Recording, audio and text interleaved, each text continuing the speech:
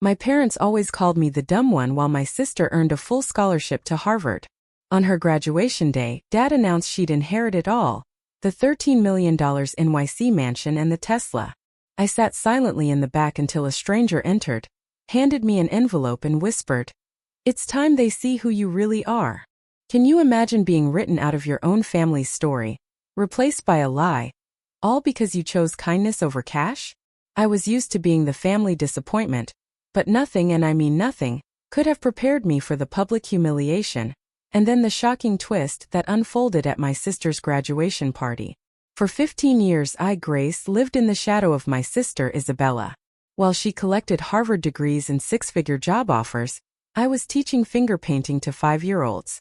My parents, well, they never let me forget it. Just last week at Isabella's graduation party, in front of 200 guests, they handed her the keys to a brand new Tesla and a $13 million Manhattan penthouse. They called her the only success story of the family. I stood in the back, invisible as always, trying to shrink into the wallpaper. And then a stranger in a charcoal suit approached me. "Your grandfather knew the truth," he whispered. And that was just the beginning of the night. My entire family went speechless. Our family penthouse, a literal palace overlooking Central Park from the 68th floor, was where my parents planned Isabella's future over coffee served in Waterford crystal. The real Monet above the fireplace? It cost more than I'd make in 20 lifetimes as a public school art teacher. Meanwhile, my studio apartment in Queens had water stains on the ceiling, and a radiator that clanged like a ghost with anger issues. Isabella carried designer bags that cost more than my annual rent, while I hauled art supplies in a canvas tote I'd painted myself. The contrast wasn't subtle, and my parents made sure everyone knew it. "Grace teaches at PS 47, my mother would say to her friends at the country club, her voice dropping like she was confessing a family crime. "Isabella just made law review at Harvard." The comparison always came in pairs like salt and pepper, except one was Himalayan pink salt and the other was just dirt. But here's what they didn't know. I loved my job. Every morning 23 second graders would run to hug me, their faces lighting up when they saw the art supplies I'd bought with my own money. Their parents, immigrants, single mothers, fathers working 3 jobs, would thank me with tears in their eyes when their children brought home paintings that made them feel seen. My parents never asked about my work. They never knew about the awards lining my desk drawer, or the letters from parents saying I'd changed their children's lives. To them, success meant stock portfolios and summer houses in the Hamptons.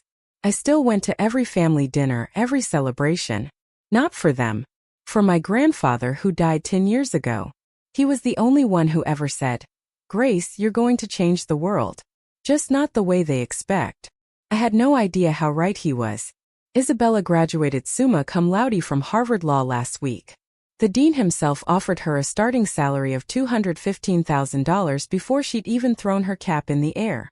Her Patek Philippe watch, a graduation gift from Dad, cost more than my annual salary of $42,000.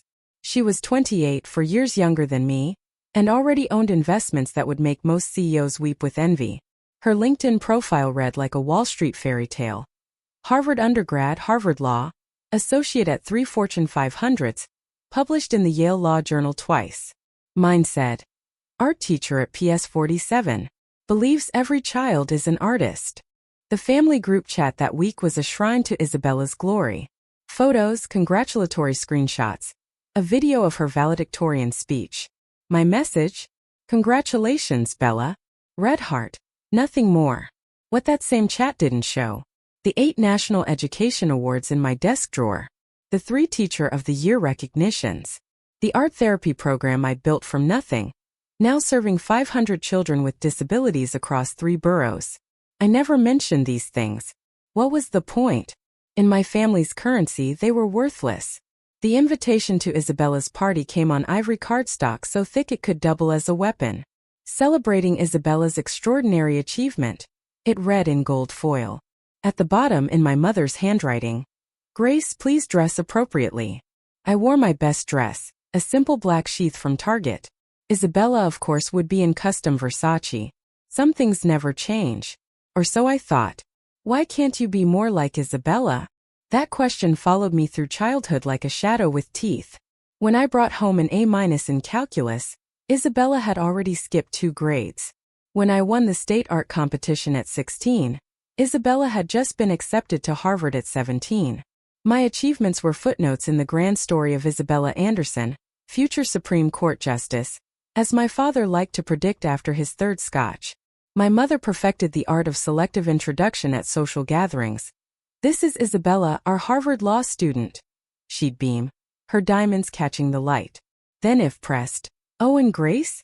She teaches." The pause before teaches stretched like a void where disappointment lived. I chose teaching because of Mr. Yamamoto, my high school art teacher. He found me crying in the supply closet after another, "Why can't you be lecture?" He said something I never forgot. "Some people build skyscrapers, Grace. Others build souls. Guess which one lasts longer?" I wanted to build souls. My parents wanted me to build portfolios. The family photo wall told the story better than words. Isabella's accomplishments covered an entire section. Diplomas, newspaper clippings, photos with governors. My section had one photo, college graduation. Even that was partially hidden behind Isabella's framed Harvard acceptance letter. 10 years of therapy taught me to stop seeking their approval. But knowing something intellectually and feeling it in your bones are different beasts. So I kept showing up, kept smiling, kept pretending their words didn't carve little pieces from my heart. From the corner of the St. Regis ballroom, a man in a charcoal suit watched me. He'd been there since I arrived, and something about his gaze felt knowing, like he was waiting for something. The St. Regis ballroom glittered with the kind of wealth that didn't need to announce itself. 200 guests sipped Dom Perignon from crystal flutes, while beluga caviar made rounds on silver platters that probably cost more than my car. Every corner screamed money, from the 30-foot ceiling draped in silk to the orchid centerpieces flown in from Thailand. My father clinked his champagne glass with a gold pen. Of course, it was gold, and the room fell silent. "Ladies and gentlemen, we're here to celebrate the only success story that matters in the Anderson family." He raised his glass toward Isabella, who stood in her custom Versace, looking like she'd been carved from marble and ambition. My daughter, the Harvard law graduate, the only success story singular. I wasn't even a footnote anymore. I was an eraser. My mother worked the room, her voice carrying over the classical quartet. "Isabella's starting at White and Case next month," she told the mayor's wife. Then, catching sight of me by the shrimp display, "Oh, that's Grace. She teaches finger painting to children." The way she said finger painting made it sound like I dealt drugs to toddlers. A woman in Chanel asked what grade I taught. Before I could answer, my mother interjected, "Elementary. Very elementary." The woman's smile turned pitying. "How nice that you found something you can do." My phone buzzed. Unknown number. The text read, "Don't leave early tonight. Your grandfather left you more than memories." I looked up, scanning the room. The man in the charcoal suit raised a champagne glass lightly. A gesture so small, only I noticed. My father was back at the microphone. And now for the real surprise of the evening. His voice boomed. "Isabella, success deserves rewards." He pulled a small velvet box from his tuxedo pocket, and the room collectively leaned forward. "The keys to your new Tesla Model S Plaid." The crowd gasped. Someone actually applauded. The key fob glinted under the chandeliers. A $130,000 car for a 28-year-old who already owned a BMW. Isabella floated to the microphone, her smile practiced from years of being the chosen one. "Thank you, Daddy." She held up the keys like a trophy. The photographer my parents hired, yes, they hired a professional photographer for this, captured every angle. "But that's not all," my mother chimed in, joining them on stage. She produced an envelope from her clutch, the Hermes one, naturally. The $30,000 Birkin that could feed a small country. Inside this envelope is the deed to your new home. A $13 million penthouse in Tribeca. 4 bedrooms, private terrace, and a view of the entire city you're about to conquer. $13 million. For reference, that could fund my entire school's art program for the next century. It could provide therapy for thousands of children who'd never otherwise afford it. Instead, it would house one person who already had everything. Isabella hugged them both, and the photographer went wild. The crowd erupted in applause that felt like tiny hammers against my skull. I stood in my corner, invisible as wallpaper, holding my champagne flute so tight I worried it might shatter. "This Tesla is just the beginning of what you deserve, Isabella," my father said into the microphone. His words carried across the room, across the years of comparison, across every moment he'd looked through me like I was transparent. The man in the charcoal suit moved closer. Not obviously, just a drift through the crowd that brought him within earshot. He wasn't watching Isabella's triumph. He was watching me. My phone buzzed again. "The real show starts in 5 minutes. Don't sign anything." Sign anything? What could I possibly? "Grace." My mother's voice cut through my thoughts. "Come here, please. We need you on stage." Isabella held the microphone like a scepter, her Harvard law ring catching the light. "I want to thank everyone for celebrating this moment with us," she began, her voice honey-sweet with hidden thorns. "Success isn't easy. It takes dedication, ambition, and the courage to reach for more." Then she paused, her eyes finding mine. "Not finger paintings and participation trophies." Nervous laughter rippled through the crowd. Someone whispered, "Ouch." Another said, "But true." "Some people," Isabella continued, "are content with mediocrity. They find comfort in small lives, small dreams, small paychecks. And that's fine. The world needs people to teach children their ABCs, while others of us argue cases before the Supreme Court." My cheeks burned. 200 pairs of eyes tried not to look at me while absolutely looking at me. A woman in pearls stage whispered to her husband, "Is that the teacher's sister? Poor thing." But tonight isn't about those who settle. Isabella raised her champagne. It's about excellence. It's about proving that with the right mindset, the right education, and the right priorities, anyone can... Excuse me. The man in the charcoal suit stepped forward. The crowd parted like he carried invisible authority. He was older than I'd first thought, maybe 75, with silver hair and eyes that had seen decades of secrets. "I apologize for interrupting," he said, his voice carrying despite its softness. "My name is Harold Whitman. I was your grandfather's attorney for 40 years. My father's face went pale. My mother's champagne glass trembled. "I have something that needs to be addressed tonight," Harold continued, pulling out a leather envelope from his jacket, "before any more announcements are made." Isabella's smile froze. "I don't think..." "Oh, but I do think," Harold said. "In fact, your grandfather insisted." My father recovered quickly. He always did when his authority was challenged. "Mr. Whitman, this is a private family celebration. Whatever business you have can wait until..." "Actually, it can't." Harold's voice remained calm, but there was steel underneath, especially considering what you're about to do. My father's jaw tightened. He knew something. They both did. My parents exchanged a look that lasted a heartbeat too long. As I was saying, my father turned back to the microphone, speaking faster. "Now, Isabella will also be inheriting the entirety of the Anderson family estate. The company, the properties, all of it. She's proven herself capable of managing substantial assets." The room erupted in congratulations. Isabella glowed. My mother smiled, so wide her Botox almost cracked. "Grace, on the other hand," my father continued, and my stomach dropped, "simply doesn't have the capacity for such responsibility. Teaching finger painting to children is noble, I suppose, but it hardly qualifies someone to manage millions. Some people build empires, others finger paint." The words hit like physical blows. Which is why my mother joined in, producing another document from her bag. "We need Grace to sign this waiver of inheritance rights. It's what's best for everyone." The crowd went silent. This was too much drama, even for the Upper East Side. "Come on up, Grace," my father said. It wasn't a request. I walked to the stage on legs that felt like water. 200 people watched me climb those 3 steps. The woman in Chanel whispered something about family business being so awkward. Someone else muttered about knowing one's place. My mother held out the waiver and a Montblanc pen. "Just sign it, sweetheart. Don't make this harder than it needs to be." Harold Whitman stepped onto the stage. I really must insist you stop. You have no authority here, my father snapped. Harold smiled. It wasn't a kind smile. Your father would disagree. And since he's the one who actually built this empire you're so eager to redistribute, I'd say his opinion matters. The pen felt heavy in my hand. 200 guests waited. Isabella's smile could have cut glass. The waiver sat on the podium, its legal language blurring through tears I refused to let fall.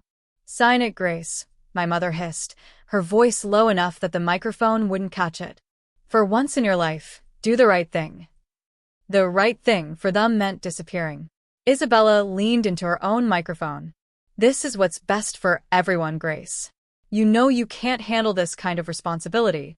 Remember when you couldn't even manage your college loans without crying? Someone in the crowd actually laughed. My hand moved toward the signature line. Grace Anderson. Harold Whitman's voice rang out, clear and sharp. I need you to know something before you sign that document. My father stepped between us. Mr. Whitman, you're trespassing. Security. I'm here as the executive of William Anderson's estate, Harold said, louder now. Your grandfather's real estate. The one your parents have been hiding for 10 years. The ballroom went so quiet I could hear my mother's pearls clicking against each other as she trembled. That's impossible, my father said, but his voice cracked. My father's will was simple. Everything to me. The will you filed was simple, Harold corrected. The actual will, the one I've kept in 3 separate safety deposit boxes, with video testimony and multiple witnesses, is anything but simple. He pulled out a thick document from his leather envelope. The gold seal of New York State caught the light. I have something you all need to see, Harold announced to the room. Something that changes everything about tonight's announcements. Isabella grabbed for the waiver. Just sign it now, Grace. Whatever this is, doesn't matter. But my hand had stopped moving because Harold Whitman was looking at me with my grandfather's eyes. Kind, knowing, and absolutely certain. If you've ever felt undervalued for choosing purpose over profit, I looked at the pen in my hand, then at the faces around me. Isabella, radiant in her certainty. My parents, impatient and dismissive. The crowd, waiting for the teacher to accept her place at the bottom of the family hierarchy. For a moment, I almost signed it. 15 years of being the disappointment weighed on my shoulders like a lead blanket. Maybe they were right. Maybe I was meant for small things, small dreams, small impacts. Maybe teaching children to paint rainbows wasn't worth as much as arguing corporate mergers. Sometimes loving your family means letting go, I said quietly, the microphone catching my words. My mother relaxed. Isabella smirked. My father nodded approvingly. I positioned the pen above the signature line. One signature, and I'd never have to sit through another comparison. Another, why can't you be more like Isabella lecture? Another family dinner, where my work was treated like a hobby. The pen touched paper. Your grandfather wrote you letters, Harold said suddenly. 23 letters over 10 years. Your parents returned every single one unopened. My hand froze. What letters? I looked at my parents. What is he talking about? My mother's face had gone white under her foundation. It doesn't matter now. Oh, but it does. Harold pulled out a stack of envelopes, aged and yellowed. William Anderson spent the last decade of his life documenting something very specific. Something about his granddaughters. He held up the document again. The real will. Before you sign anything, Grace, you should know what your grandfather knew. You should know why he called you the one who would change everything. The pen slipped from my fingers, clattering on the podium. Show me, I said. You have no right. My father's voice boomed across the ballroom, his face flushing red. Security, remove this man immediately. 2 security guards started forward, but Harold raised the document high. I'd think very carefully before you do that. Interfering with the lawful execution of a will is a felony. Everyone in this room is now a witness. The guard stopped. The crowd murmured. Someone was definitely recording this on their phone. My mother tried a different approach, her voice syrupy sweet. Mr. Whitman, surely this can wait until Monday. We're having a family celebration. A celebration where you're coercing your daughter to sign away her inheritance rights? Harold's eyebrows rose. How festive. There's nothing to inherit. My father snapped. I'm the sole beneficiary of my father's estate. The will was read 10 years ago. A will was read, Harold corrected. The one you filed after destroying the original, or rather, after you thought you destroyed it. The ballroom gasped collectively. Isabella grabbed my father's arm. Daddy, what is he talking about? Your grandfather was many things, Harold continued, addressing the room now. But stupid wasn't one of them. He knew his son well enough to keep multiple copies of his actual will. Notarized, witnessed, video recorded, ironclad. He turned to me. He also knew his granddaughters, both of them. And he made provisions accordingly. My mother was dialing frantically on her phone. Lawrence, yes, we need you at the St. Regis immediately. Bring the files on. She stopped, noticing everyone watching. Just come. Calling your lawyer? Harold asked mildly. Good. He'll want to see this. Especially Article 7. What's Article 7? I asked, my voice steadier than I felt. Harold smiled. The first warm expression I'd seen from him. The part your grandfather called the Truth Clause. The part that explains why he spent 10 years watching both his granddaughters from afar, documenting everything. My father lunged for the document. Harold stepped back, surprisingly agile for his age. Shall we read it together? Harold asked. Or would you prefer to tell them yourself what you've been hiding? Harold opened the document, its pages crisp despite their age. This will was signed by William Anderson on March 15, 2015, in the presence of 3 witnesses and a notary public. It was subsequently filed with my firm, with copies sent to 2 additional law firms for safekeeping. That's impossible, my father said, but his voice had lost its authority. I handled his estate. You handled what you wanted to handle, Harold interrupted. Your father knew you would, which is why he included very specific instructions about when and how this will should be revealed. He looked at me. He wanted to wait until both granddaughters had shown their true character. Tonight seemed appropriate, given the circumstances. Isabella pushed forward. This is ridiculous. Even if there's another will, it can't override. Actually, Miss Anderson, Harold said, given your Harvard law education, you should know that a properly executed later will absolutely overrides an earlier one, especially when the earlier one was, let's say, creatively edited. My parents exchanged another look. My mother's hands were shaking. Your grandfather spent 10 years documenting something very specific, Harold continued. The real contributions his granddaughters made to society. Not the degrees, not the salaries, the actual impact. He pulled out a folder thick with papers. Grace, did you know your grandfather hired a private investigator to follow your career? Not to spy, to document. Every award you won that your parents ignored. Every child whose life you changed. Every family you helped through your art therapy program. The room was silent. Even the waitstaff had stopped moving. He has files on both of you, Harold said, looking between Isabella and me. And based on those files, he made his decision about who should inherit the Anderson legacy. This is insane, Isabella said, but her voice wavered. No, Harold replied. This is justice. Shall we read Article 7 now? Isabella's Harvard training kicked in like a reflex. I want to see authentication. Notary seals, witness signatures, timestamp verification. This could be fabricated. Anyone can create old-looking documents. Spoken like a true lawyer, Harold said approvingly. He pulled out a manila folder, notarized at 3 separate locations. Here's the seal from New York State. Authenticated last week, when I knew tonight was happening. Here's the witness list. Judge Patricia Hornby, Dr. Michael Chin from Mount Sinai, and Eleanor Roosevelt III from the Manhattan Trust Foundation.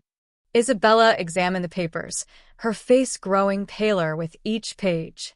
These are real. Of course they're real, Harold said. Your grandfather didn't leave anything to chance.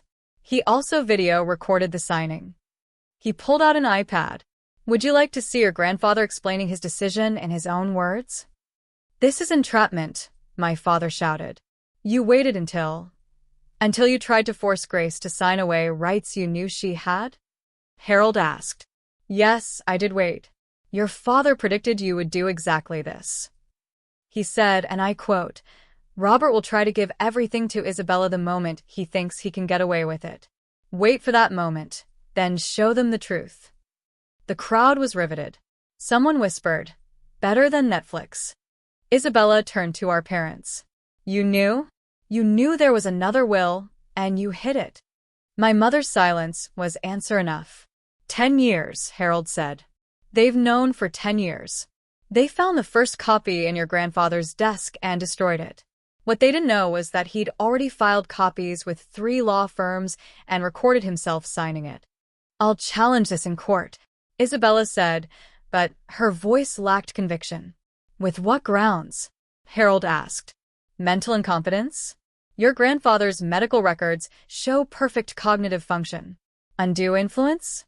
He hadn't seen Grace in years when he wrote this. Face it, counselor. This will is bulletproof. He turned to page 7. Now, shall we discuss the inheritance criteria your grandfather established? Harold adjusted his reading glasses, the document steady in his hands. Article 7, Conditions of Inheritance. I, William Anderson, being of sound mind and body, establish that my estate shall pass to the granddaughter who demonstrates genuine service to humanity, measured not by degrees or income, but by verifiable positive impact on others' lives. The ballroom was so quiet I could hear my own heartbeat. Furthermore, Harold continued, this impact must be documented by independent third parties, not family, not friends, but institutions and individuals with no personal stake in the outcome. Isabella laughed, but it sounded forced. That's completely subjective. How do you measure positive impact? Your grandfather thought of that. Harold pulled out another folder, this one marked with Grace's name. He established specific criteria, letters from beneficiaries, awards from recognized institutions, media coverage of charitable work, professional evaluations from supervisors, all dated and verified. He set the folder on the podium. It was 3 inches thick. Grace Anderson, he read from a summary sheet. 8 National Education Excellence Awards. 3-time Teacher of the Year. Founder of Art Heals, a therapy program serving 500 children with disabilities across 3 boroughs. Published in the Journal of Art Therapy for groundbreaking work with autism spectrum disorders. Recognized by the Department of Education for innovations in inclusive education. My mother gasped. That's not possible. She never told us. Because you never asked, Harold said simply. You were too busy celebrating Isabella's achievements to notice Grace was quietly changing lives. He pulled out another sheet. Letters from 237 families, independently verified, crediting Grace with transforming their children's lives. 14 children who were nonverbal before her art therapy program and now communicate through artistic expression. 3 suicide preventions directly attributed to her intervention. Tears were running down my face. I hadn't known he knew. I hadn't known anyone was watching. Your grandfather called you the quiet one who serves, Harold said to me gently. He saw what others missed. Harold opened a second folder, this one bursting with photographs and letters. Your grandfather hired investigators not to spy, but to document where parents refused to see. Grace, did you know that the mayor's office has your photo on their wall of New York's quiet heroes? I shook my head, speechless. 3 years ago, you used your entire savings to keep your art program running when the school lost funding. You took a second job tutoring to buy supplies. You never told anyone. He pulled out a bank statement. Your grandfather's investigator documented every sacrifice. A woman in the crowd, Mrs. Chun from the PDA, suddenly stood up. That's my son's teacher. She saved his life. He was diagnosed with selective mutism, wouldn't speak for 2 years. Grace taught him to paint his words. Now, he won't stop talking. She glared at my parents. You should be ashamed. Others began standing. A man in a navy suit. She taught my daughter after she lost her hearing. Said art doesn't need words or sound. Another parent. My son has autism. Grace spent her lunch breaks working with him for free. He just got accepted to art school. My parents looked stunned. Isabella's mouth hung open. Your grandfather followed every news story, Harold continued, pulling out clippings. Local teacher transforms lives through art. Innovative program brings hope to special needs families. The quiet revolution in room 203. He looked at my parents. You had every opportunity to know this. You chose not to look. Then he turned to Isabella. Now, Miss Anderson, would you like me to read your grandfather's assessment of your contributions, or should we skip to his final decision? Isabella's face was stone. Read it. Harold nodded. Very well, but I should warn you, your grandfather was thorough and honest. Harold pulled out Isabella's folder. It was noticeably thinner. Isabella Anderson. Harvard Law, summa cum laude, Law Review Editor. Starting salary, $215,000. He paused. Community service. Mandatory pro bono hours required by law school.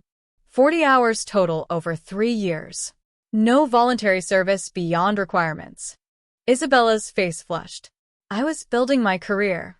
You were building your resume, Harold corrected. Your grandfather noted the difference. He also documented this.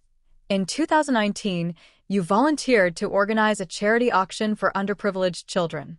You raised $30,000. He paused. You also charged the charity a $15,000 administrative fee. Gasps echoed through the ballroom. That was legitimate compensation for my time. Isabella protested. From a children's charity? Harold's eyebrows rose. Your grandfather found that particularly telling. He pulled out more papers. 2020, you offered pro bono services to a homeless shelter. When you discovered they couldn't provide a tax write-off large enough, you withdrew the offer. 2021, you volunteered to mentor inner-city students. You attended one session, took photos for your LinkedIn, and never returned. My parents were frozen. This wasn't the Isabella they'd promoted. Meanwhile, Harold gestured to my thick folder. Grace has letters from the Department of Education, the National Art Teachers Association, the Autism Society, the Children's Hospital of New York, and he pulled out an official letter, the White House Office of Public Engagement, commending her for extraordinary service to America's most vulnerable children. He held up both folders. One granddaughter has degrees and dollars. The other has changed hundreds of lives. Your grandfather's will is clear about which one inherits. But there's more, Harold said, his voice carrying a weight that made everyone lean forward. Article 7 has a second component. A clause your grandfather called the humility provision. Isabella's lawyer had arrived, slightly out of breath. Don't say another word, he advised his clients. Oh, I think everyone needs to hear this, Harold smiled. Sometimes the quietest person in the room is the strongest. Isabella's lawyer, Lawrence Fitzgerald, pushed through the crowd, his Armani suit impeccable despite his rush. This is highly irregular. Any will contest should be handled in probate court, not at a social gathering. There's nothing to contest, Harold replied calmly. I'm simply executing William Anderson's explicit instructions. He wanted this revealed publicly, in front of witnesses, specifically when the family tried to exclude Grace from inheritance. Isabella grabbed Lawrence's arm. Tell them this won't hold up. Tell them I'll sue for defamation. For intentional infliction of emotional distress. For what? Harold interrupted. For revealing the truth? Your grandfather documented facts, Miss Anderson. Pro bono hours are public record. Charity finances are public documents. Your LinkedIn posts about mentoring are still online, though the shelter confirms you only attended once. This is character assassination. Isabella's voice cracked. No. A voice from the crowd spoke up. It was Judge Patricia Hornby, one of the will's witnesses. This is accountability. I watched William Anderson sign this will. He was heartbroken about what his son had become, how material success had replaced human values. He said, Wait, Patricia. I built this fortune to help people, not to create monsters. More parents from my school stood up. Mr. Rodriguez, whose son had severe ADHD. Grace Anderson spent every Thursday after school with my boy for 2 years, never charged us a penny. He's in college now because of her. Mrs. Kim, my daughter was bullied for her disability. Grace created a whole anti-bullying program through art. Changed the entire school culture. Dr. Patel, she volunteers at our children's hospital every Saturday. Brings art supplies she pays for herself. Isabella looked around wildly. Money doesn't make you worthy, Isabella. I heard myself say, my voice steady. Impact does. You manipulated him, Isabella accused. You must have. Grace hadn't seen her grandfather for 5 years before he died, Harold stated. By her parents' design. They told him she was too busy with her little teaching job to visit. My father's CEO instincts kicked in when cornered. Negotiate. Let's be reasonable here. We can work out an arrangement. Split everything equally. 50-50. That's fair. Fair. Harold's voice carried decades of legal authority. Was it fair when you told your father that Grace dropped out of college? She graduated with honors. Was it fair when you said she was unemployed? She was teaching full-time. Was it fair when you returned every letter he tried to send her? My mother clutched her Hermes bag like a lifeline, tears ruining her perfect makeup. We only wanted what was best for the family. Isabella had so much potential and Grace didn't. Harold gestured to the crowd. Half this room can testify to Grace's potential. The difference is she fulfilled hers by lifting others, not by stepping on them. Please, my mother turned to me, desperation cracking her voice. Grace, sweetheart, think about the family reputation.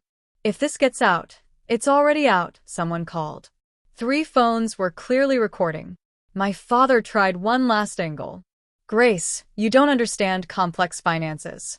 The company needs someone with business experience. The company? Harold laughed. You mean the real estate empire built on your father's patents? The ones he invented while teaching at Columbia? Before he knew his son would value square footage over souls. Lawrence whispered urgently to my parents. Isabella stood frozen, her perfect world crumbling in real time. We can challenge mental capacity, Lawrence suggested quietly, but his voice carried. Judge Hornby stood up. I'd be happy to testify about William's mental state. Sharp as a tack, he beat me at chess the day before he died. My father's shoulders sagged. My mother sank into a chair. Grace, my father said quietly. What do you want? For 15 years, I'd been silent. The quiet one, the disappointment, the afterthought. Now, 200 people waited for my words. What do I want? I repeated, my voice carrying across the ballroom. I wanted parents who saw me, who valued compassion over compensation, who understood that teaching isn't settling, it's building the future, one child at a time. I stepped toward the microphone, my target dress suddenly feeling like armor.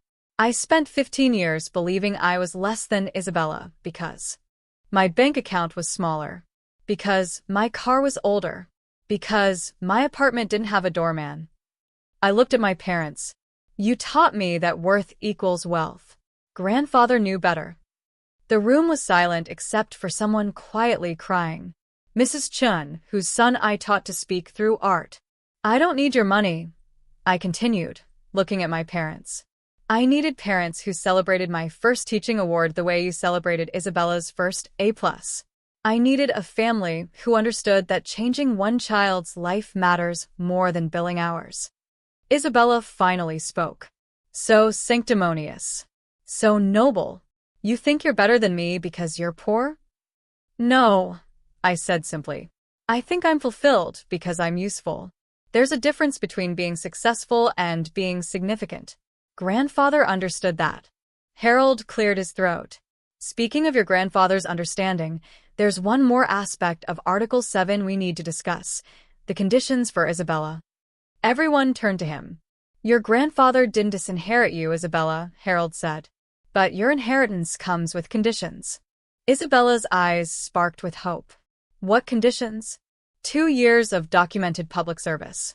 Real service, not photo ops, not resume building. Teaching, volunteering, genuine contribution to society. Only then do you receive your portion. That's extortion. That's education, Harold corrected. Your grandfather's final attempt to teach what your parents failed to. That privilege comes with responsibility. But I have one condition, too, I said, and everyone turned back to me. Harold smiled as if he'd been waiting for this moment. Before you state your condition, Grace, there's something else. He flipped to the next page. The humility provision, subsection C. He read aloud. Should any beneficiary attempt to coerce, manipulate, or force another beneficiary to forfeit their inheritance, the coercing party forfeits all claims immediately and permanently. My parents went white. Isabella grabbed the podium for support. Furthermore, Harold continued, if such coercion occurs in public, witnessed by multiple parties, the forfeited inheritance transfers entirely to the wronged party, activating the emergency trust fund of $15 million separate from the estate. Lawrence frantically flipped through his phone, presumably checking legal databases. That's ironclad. Tonight, Harold gestured to the room. Robert and Margaret Anderson, along with Isabella Anderson, attempted to force Grace to sign away her inheritance rights in front of 200 witnesses. The conditions of subsection C are met. $15 million. Isabella's voice was barely a whisper. Your grandfather was very specific, Harold explained. He said, if they gang up on Grace, and they will, she should have immediate resources to establish her independence. The fund transfers automatically upon documented coercion. He pulled out a tablet. The transfer was initiated the moment Grace was called to stage to sign that waiver. Your grandfather's financial advisor has been watching via live stream. Yes, Mr. Anderson, the charity photographer you hired was actually documenting this for the estate. My father sank into a chair. He planned all of this. He knew you, Harold said simply.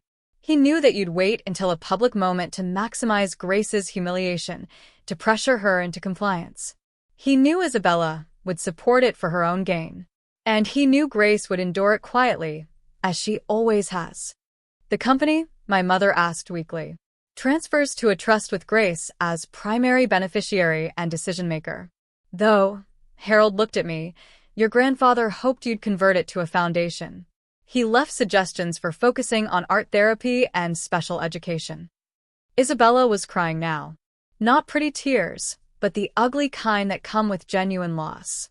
My job offer at White & Case has a morality clause, Lawrence said quietly. Being party to inheritance fraud, they'll withdraw the offer. The Tesla keys fell from Isabella's hand, clattering on the marble floor.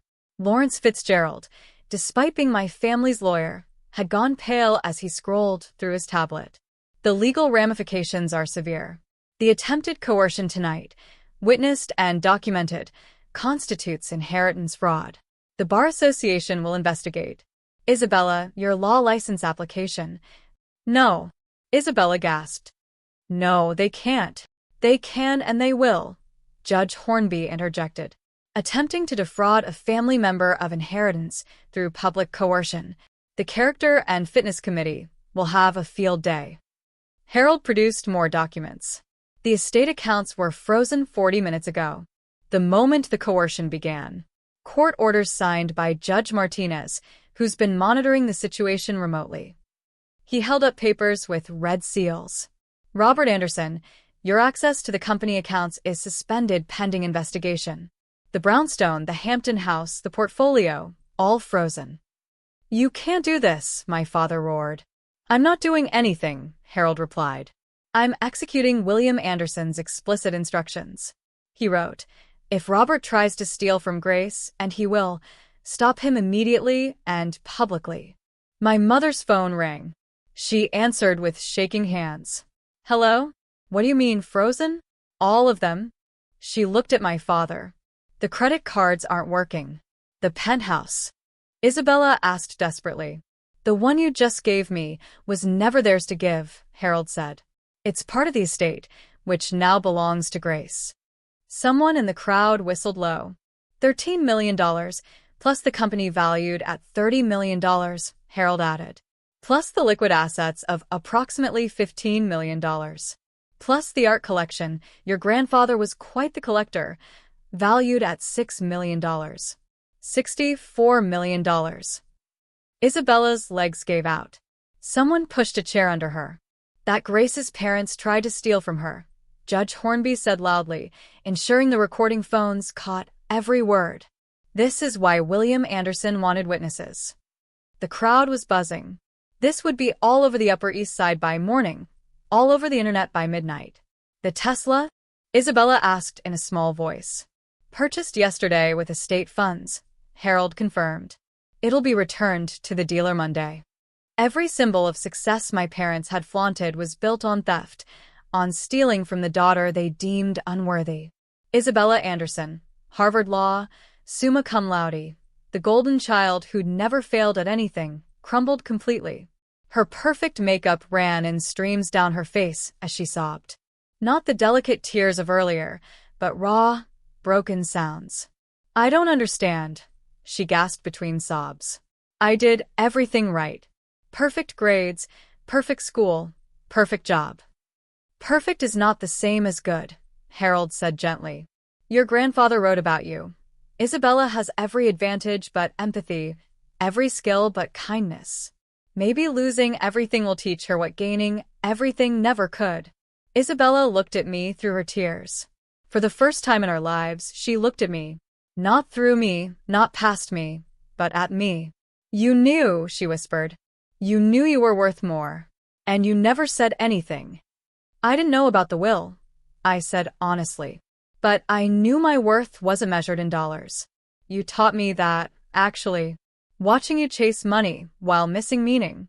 You taught me what not to value. I've never, Isabella's voice broke. I've never actually helped anyone, have I? Not really. Not without expecting something back. The room was silent. Even the waiters had stopped pretending to work. I don't even know how, Isabella admitted. To help, to serve, to care about someone else's success more than my own. She looked at her parents. You made me this way. You praised every achievement that brought status and ignored every opportunity to build character. And now I'm 28 years old, and I don't know who I am without my resume. That's the first honest thing you've said in years, my mother said quietly, surprising everyone. Isabella stood shakily. Grace, I need that job. Not White and Case. Whatever you'll let me do. I need to learn. My father stood before the crowd, this titan of real estate who'd built his identity on being William Anderson's son. And for the first time in my life, I saw him clearly. Not the CEO, not the patriarch, just a man who'd lost his way.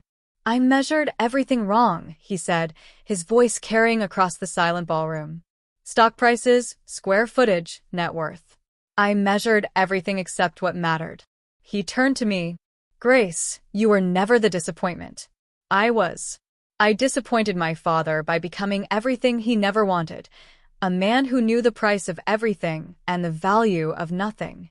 My mother stood beside him, her perfect posture finally breaking. We were so proud of Isabella's Harvard acceptance that we framed the letter. But Grace, you have 237 letters from families whose lives you've changed, and we never framed a single one. She looked at the crowd, many of whom were their society friends. We taught our daughters that appearance matters more than substance, that wealth matters more than worth. We were wrong. Someone started clapping. Mrs. Chun. Then another parent joined. Then another. Not for my parents' confession, but for the truth finally being spoken. The irony, my father said, laughing bitterly, is that my father built this fortune as a teacher. A Columbia professor who invented 3 patents that changed the industry. He never cared about the money. He cared about the knowledge. And I forgot that. He looked at Harold. He tried to tell me, didn't he? All those years, he tried to redirect me toward meaning instead of money. Every week, Harold confirmed. He'd say, Robert, you're building a monument to nothing. Grace is building lives. We measured success in dollars, my mother said, looking at me, when we should have measured it in lives changed. The photographer, who apparently worked for the estate, captured everything. The truth finally exposed, documented for posterity. My father straightened his shoulders. Grace, we don't deserve forgiveness, but we're asking for it anyway. I stood at the podium looking at my family, broken, exposed, finally honest, and made my decision. I accept the inheritance, I said clearly. All of it, as grandfather intended. Isabella's sob cut through the air. But, I continued, I also accept his vision for it. The company will become the Anderson Foundation for Art Therapy and Special Education. The buildings will house programs, not profits. The money will fund teachers, not takeovers. I turned to Isabella. You want to learn to serve? You'll start Monday, minimum wage, working with our most challenging kids. The ones who bite, who scream, who throw paint. You'll clean up their messes and celebrate their breakthroughs. You'll learn that progress isn't measured in percentages, but in smiles. Yes, Isabella said immediately. Yes, anything. 2 years, I said. Not because the will requires it, but because that's how long it takes to understand that teaching isn't about you, it's about them. If you last 2 years, really last, not just show up, then you'll receive your inheritance as grandfather outlined. I faced my parents. Forgiveness doesn't mean forgetting. It means choosing to move forward. You'll have access to a living trust, enough to maintain a reasonable life, not the excess you're used to. The brownstone stays in the family, but the Hampton House becomes a summer camp for special needs children. My mother gasped. The Hampton House? Grandfather specifically mentioned it, Harold smiled. He said it should ring with children's laughter, not cocktail chatter. Your grandfather predicted this too, Harold added. He said grace would be graceful even in victory. This isn't victory, I corrected. It's justice. And justice includes rehabilitation. I looked at the crowd, society's elite who'd watched my humiliation for years. The Anderson Foundation will be hiring real positions for real service. Not galas and charity balls, but hands-on work with children who need us. Anyone interested can submit applications through Mr. Whitman. Several hands went up immediately. Grace, Isabella said quietly. What about your condition? You said you had one. I smiled. My condition is simple. Family therapy. All of us weekly for a year. We're going to learn to be a family that measures worth correctly. My parents nodded immediately. Isabella agreed. Your grandfather would be proud, Harold said softly. He knew this would happen. All of it? I asked. Every detail, Harold confirmed. He said Grace will teach them what I couldn't. That love isn't measured in dollars, and family isn't about inheritance. It's about inheriting values worth passing on. 6 months later, the Anderson Foundation for Art Therapy and Special Education serves 2,000 children across 5 states.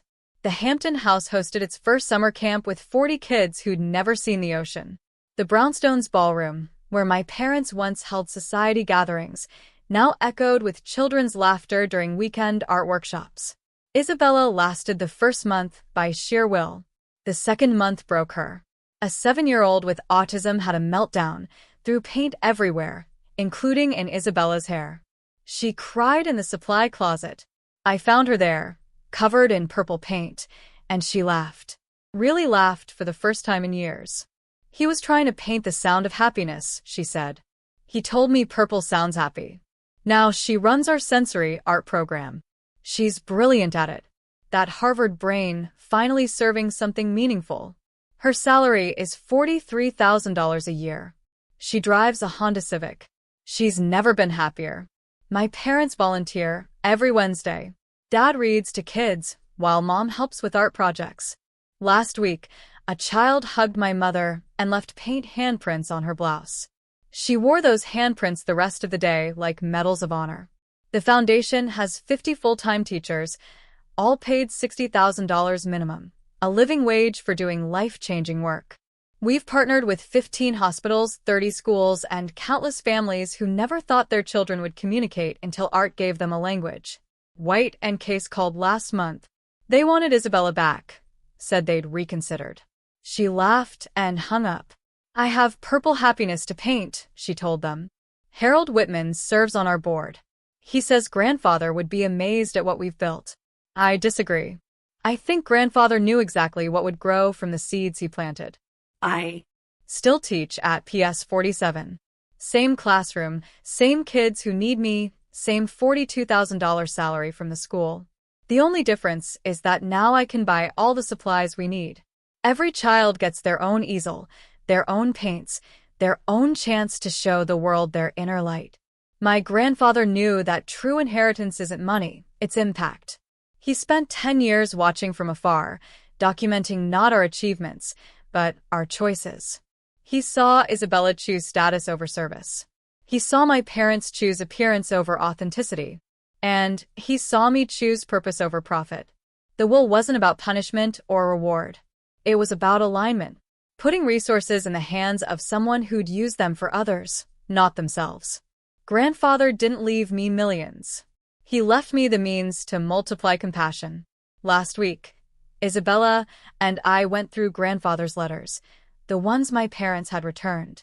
In one, he wrote, "Grace, you're painting the world better, one child at a time. Someday I'll make sure you have all the colors you need." He kept his promise. My parents are different now. Smaller in the best way, less proud, more present. They've discovered that being grandparents to 2,000 kids through the foundation brings more joy than any boardroom victory ever did. The art collection grandfather left? It hangs in children's hospitals now. Picasso's and Pollock's watching over kids who paint their own masterpieces between treatments. That stranger in the charcoal suit who changed everything? Harold still comes to our events. He always stands in the back, watching, smiling. Last week he told me, "Your grandfather said you'd know what to do with the money." He said, "Grace already knows the difference between having wealth and being wealthy." He was right. I am wealthy. Not because I inherited $64 million, but because I inherited the understanding of what to do with it. Money is just paper and numbers until you transform it into changed lives. That's the real inheritance my grandfather left. Not a fortune, but a purpose for it. This story was a wild ride, right? It made me rethink so much about what truly matters. What about you? Have you ever had a moment where your true worth was finally recognized against all odds? Or perhaps a time when you saw someone choose purpose over profit? Let me know in the comments below. I'm genuinely curious to hear your thoughts and experiences.